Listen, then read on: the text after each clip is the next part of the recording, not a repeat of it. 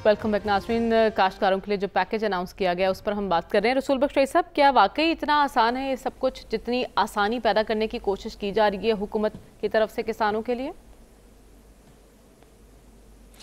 इतना आसान नहीं है। देखें, ये बहुत खती रकम है, 400 अरब रुपए। आप को माहिरीन के कमीशन बनाने चाहिए, उनके बारे में संजीदगी से गौर करना चाहिए कि हमारे इस इलाके में जो दीगर ममालिक हैं उन्होंने ज़राअत में कैसे तरक्की की है, वो किस तरह से अपने किसान की मदद कर रहे हैं। मगरब में क्या हो रहा है, यूरोप में क्या हो रहा है, और हमारी जो अपनी दरसगाहें हैं उनमें जो ज़राअत के शोबे में तरक्की हो रही है वो क्या हो रही है। वो तमाम चीज़ों को आप सामने रख के ज़रा संजीदगी से, अभी तो हुकूमत को 3 महीने भी नहीं हुए, अब इतना जल्दी आप ये फ़ैसले ना करें। इतना बड़ी रकम है, ये कहीं ज़ाया ना हो जाए। माजी के पैकेजेस हमने देखे हैं, उनके असरात वो नहीं हुए जो होने चाहिए थे।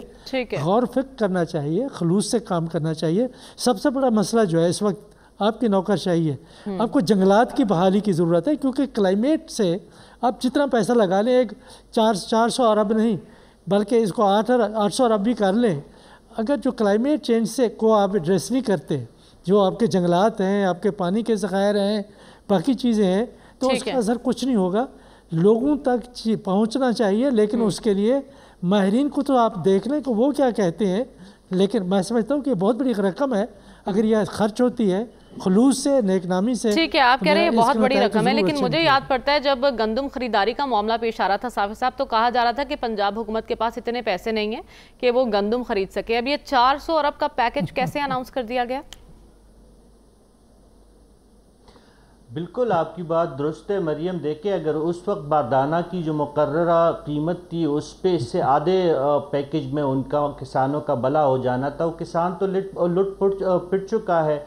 उनका गंदम या तो ख़राब हो चुकी है, या जो मिडल मैन है, या जो बड़ा ज़ख़ीरा अंदोज है, या जो मिल मालिकान है, उन्होंने तो उनको लूट लिया है। अब उन लुटे पिटे जो किसान है उनको अगर आप 400 अरब का पैकेज देने का ऐलान करती है, तो जिस तरह कहा गया, ये छोटे किसानों के पास तो जाना ही नहीं है, ये तो बड़े ज़मींदारों वडेरों उनके पास जाना है। तो मरियम साहबा तो पहले उस वक्त का हिसाब किताब दे दे कि उन्होंने जो किसानों को लूटने दिया और वो तमाशा देखती रही, और इसका मकसद एक ख़ास था, वो ये था कि ख़ास लोगों को बचाना था जिन्होंने इजाफी गंदम, और वो गंदम जो इस वक्त गल सड़ रही है आपके पास्को के ज़ख़ीरा करने वाले गोदामों में, जो बाहर से लाई गई गंदम थी, उन लोगों को बचाने के लिए पंजाब हुकूमत भी मुलव्विस है इस पे पंजाब की इंतज़ामिया भी मुलव्विस है।